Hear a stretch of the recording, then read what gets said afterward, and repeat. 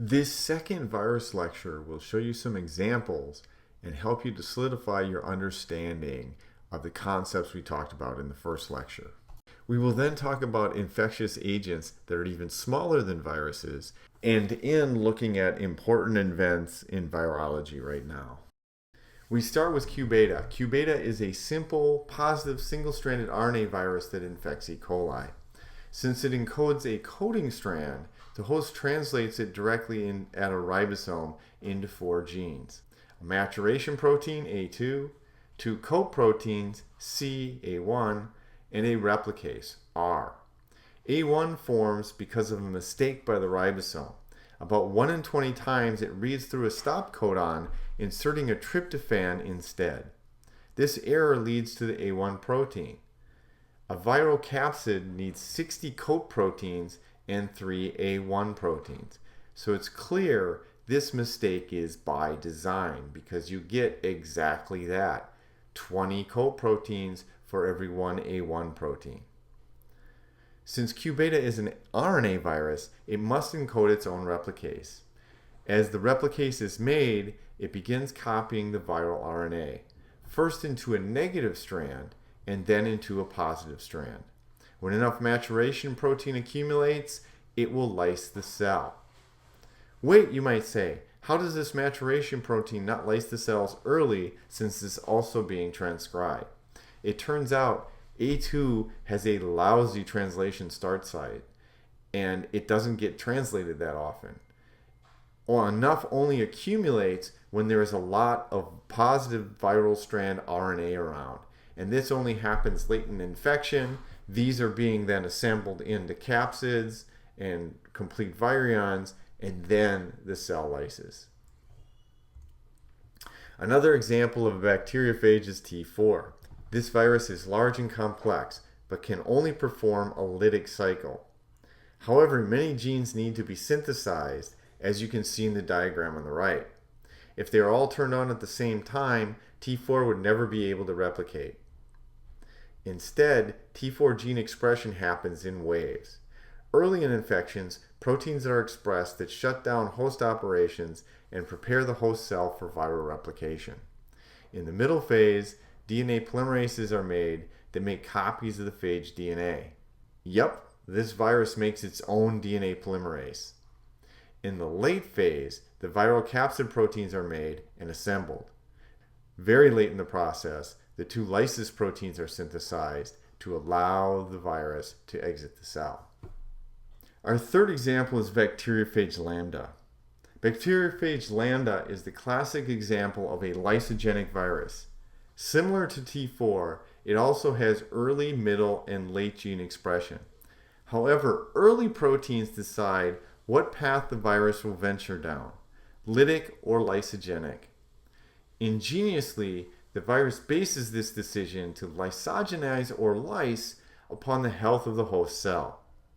Cells with nutrients are actively growing and have high protease activity, including the protein FDSH, which is a protease. Since the host cell is actively growing, that probably means there are many cells in the vicinity that the virus can infect. The primary regulatory switch for the virus is the C2 protein. If it is active, it will push the virus down the lysogenic pathway. If it is unstable, the virus will enter the lytic cycle. C2 is a target of FDSH. Thus, in actively growing cells, FDSH is present and active and will degrade C2, and the virus will go lytic and lyse the cells. In cells that are not growing, FDSH is not as active. C2 will remain, and the virus will enter the lysogenic cycle and insert into the host DNA. This is a clever example of a virus sensing the state of its host cell by using host proteins and then responding accordingly. True or false? Viruses are the smallest known disease-causing agents. Of course, you probably guessed, the correct answer is false. There are agents that are even smaller than viruses that cause disease in plants and animals. Viroids are one example. Viroids are circular, single-stranded RNA molecules that replicate inside plants. The viral RNA does not encode protein, but fools the host into making copies of it. Viroids are thought to cause disease possibly by an RNA silencing mechanism. Plant cells recognize and degrade double-stranded RNA hybrids, which is a host immune response against RNA viruses. However, viroids hide from this by making a double-stranded RNA hybrid between itself and host messenger RNA. This co-opting of host messages results in them not getting translated, and it also prevents the viroid from getting destroyed. If essential host messages are not translated, the host plant cell then has disease. Prions are proteinaceous infectious particles encoded by the PRP gene. The accumulation of them inside a host neural tissue causes dementia, loss of balance, and death in about 1 year. The PRP protein is a normal protein found in mammals. Disease only occurs when this protein shifts from the normal form to the disease form. The PRP protein is hypothesized to function in the assembly of signal molecules at the cell's surface. So it has a normal host function that is essential. However, when this protein misfolds, it will polymerize and accumulate in plaques that precipitate in the cells and interfere with neural function. It is infectious because this abnormal protein can cause normal proteins to change shape to the abnormal function. All human diseases result in progressive degeneration of the brain and death. These diseases are Crutchfield-Jacobs disease, Kuru, fetal familial insomnia, and Gertzmann-Straussler-Schenker syndrome. There are also animal diseases caused by prions. Two you may have heard of are mad cow disease and chronic wasting disease. CWD currently affects hundreds of counties in 37 states, with reported CWD in free-ranging cervids in 2026. We'll have more to say about this later in the semester. All right, let's check your comprehension. A new bacteriophage is discovered that contains double-stranded RNA for its genome. It replicates in... Compare T4 to lambda. What genes do they have in common? What genes generally does lambda have that T4 does not? You discover a new virus in your filtrate from Lake Mendota. You sequence the genome and find the virus codes for lysozyme. What kind of host would this virus infect? Finally, what step is shown in this figure? Okay, the correct answer to the first question is B, the cytoplasm.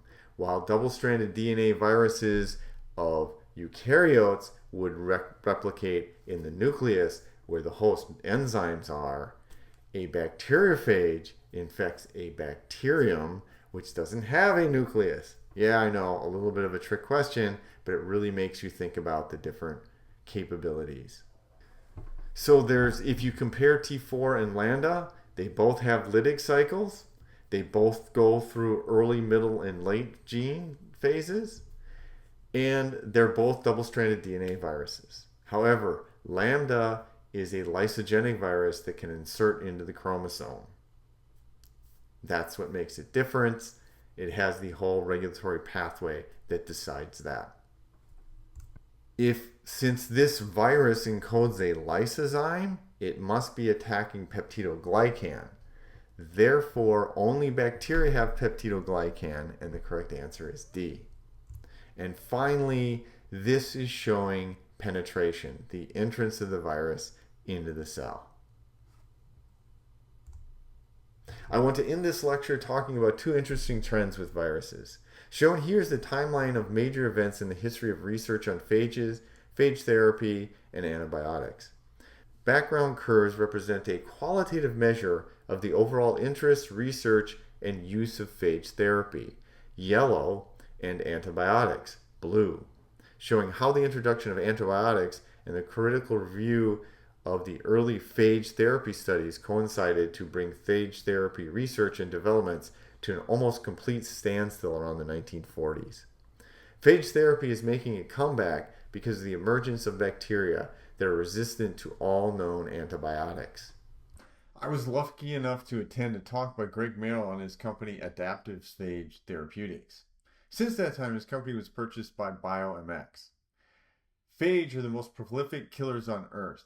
This company and others are isolating phage for all known and potent pathogens of humans. Remember, there is a virus for every organism, and this includes bacteria. So far, phage therapy has been used in a number of different patients suffering from incurable infections. So they'll try antibiotics first. If the antibiotics don't work, then they'll try these phage therapies. And it's met with pretty spectacular success. In most cases, there was dramatic decreases in both disease and mortality. And this table lists a bunch of different examples of places where these therapeutics have been used. Okay, that's it for viruses.